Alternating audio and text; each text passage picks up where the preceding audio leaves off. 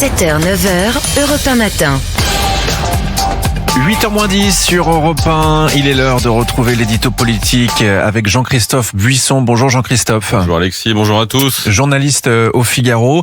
Alors Jean-Christophe, ce matin vous vouliez nous parler des écologistes et de leur attitude à propos des incendies qui se poursuivent en Gironde et dans les Landes. Oui, depuis le début de ces incendies, on entend beaucoup les écologistes se draper dans la noble tunique de la belle Cassandre sur l'air du « on vous avait prévenu, la planète qui brûle, le réchauffement climatique, tout ça ».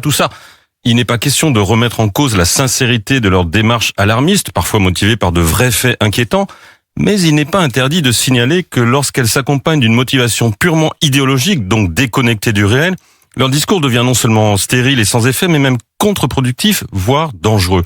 On avait déjà remarqué cela en 2022, souvenez-vous, avec les méga-feux dans le bassin d'Arcachon, à la tête de bûche. Parmi les raisons de l'ampleur des incendies, avait alors été pointée l'absence de débroussaillement de la zone, alors que cela avait été vivement recommandé par certains élus et l'association Défense de la forêt contre l'incendie. Mais la mobilisation des écologistes avait empêché toute initiative en ce sens au nom du, je cite, droit des usagers qui cogèrent la forêt de manière vertueuse pour l'environnement, étant entendu que les Verts s'arrogent le monopole de l'action vertueuse pour l'environnement. Pour schématiser, selon eux, si on débroussaille, on dérange l'écosystème des petits oiseaux. Moyennant quoi, avec plus de 3000 hectares de forêt landaise alors partis en fumée, les petits oiseaux avaient de toute façon été dérangés. Mais pas seulement eux, et c'est bien là le problème. Mais ces incendies de 2022, Jean-Christophe, n'ont-ils pas servi de leçon ? Alors pas du tout. La situation a même empiré avec une multiplication de réglementations et d'entraves à la protection de l'espace forestier au nom de la sauvegarde supposée d'espèces animales. Sous la pression des écolos, des lois ont été votées depuis qui empêchent même le débroussaillement pourtant nécessaire pour ralentir l'avancée d'un incendie quand il se déclare. On en est arrivé à une situation ubuesque, pointée dans le Figaro par David Lisnard, président de l'Association des maires de France, où l'État entre en contradiction avec lui-même puisque le code forestier qui oblige, y compris les particuliers, au débroussaillement, est contredit par le code de l'environnement au nom de la défense des espèces protégées.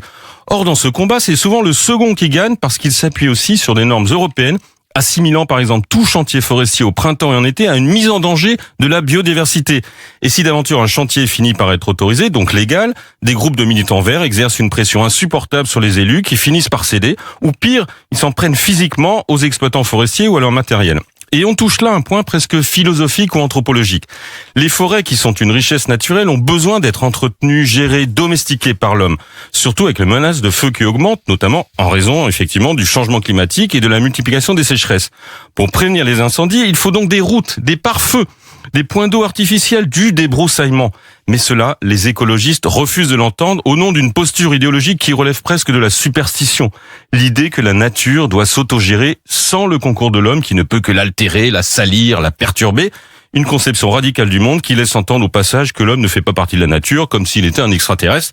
Tout cela serait comique si ce n'était tragique.